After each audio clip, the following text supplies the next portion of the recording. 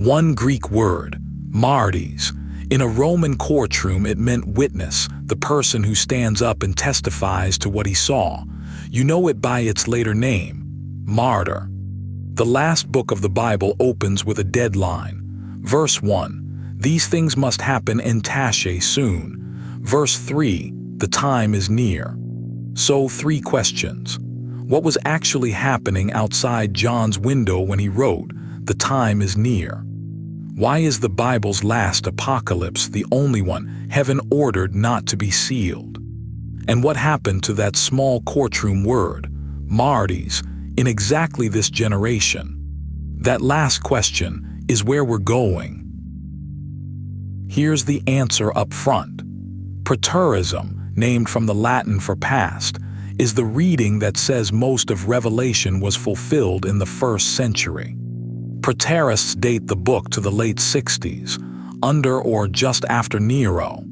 The dating debate and the futurist reading each have their own video here. That puts the book between 2 fires.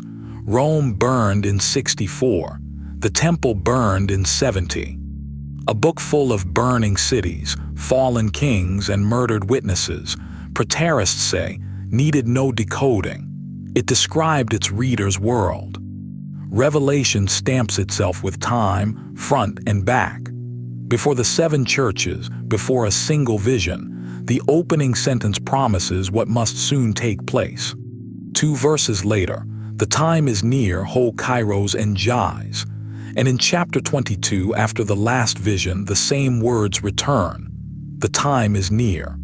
Futurists have an old answer. Soon can mean swiftly once it starts, and near on God's calendar can hold centuries. A serious reading, not a dodge. Preterists simply take the words at face value. Soon meant soon. So stand where the first readers stood and ask the first question again. What was outside the window?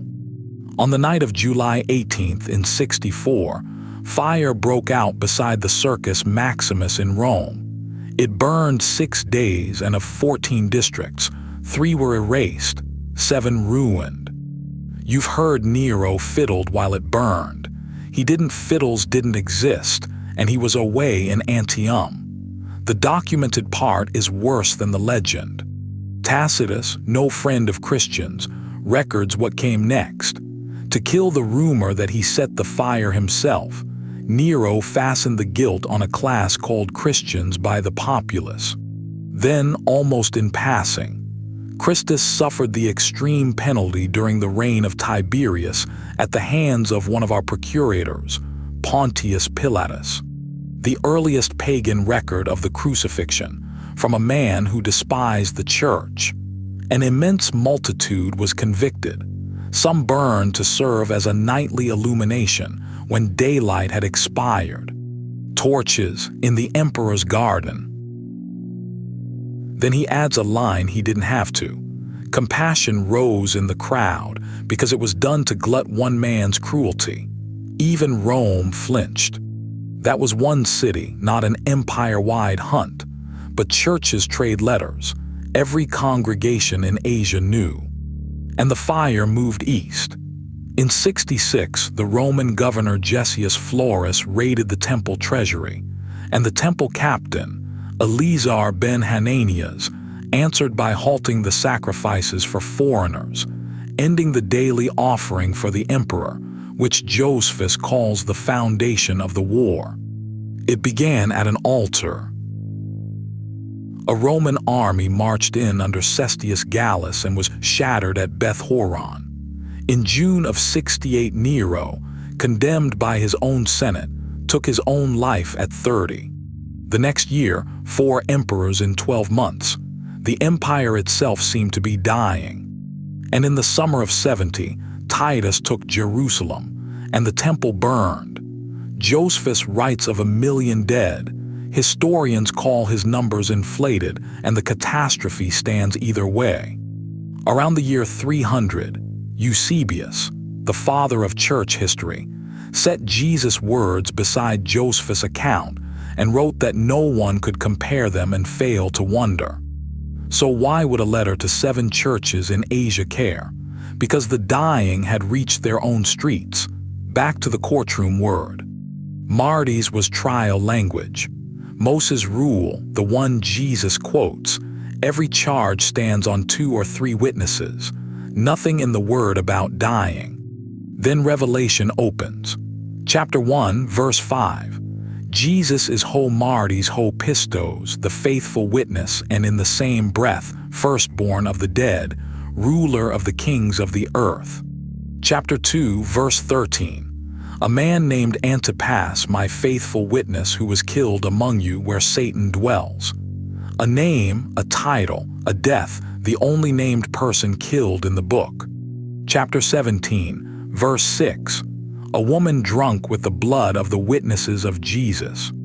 Together that reads like a trial, testimony, witnesses killed, their blood held up as evidence until the verdict turns. Here's the part nobody disputes.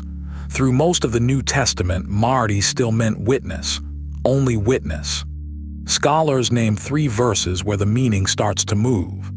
Stephen in Acts 22, verse 20, Antipas in Revelation 2, verse 13, the blood in Revelation 17, verse 6. The first places the word attaches to the killed, and 2 of the 3 sit in Revelation.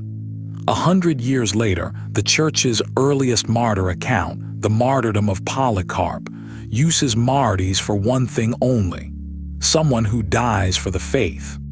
Open 2 Bibles to Revelation 17, verse 6 today. The King James says martyrs. Young's literal says witnesses. Same Greek word. John wrote the courtroom word while his readers were dying by it. And Revelation is the page where you can watch the word tip. Preterists read that as a timestamp.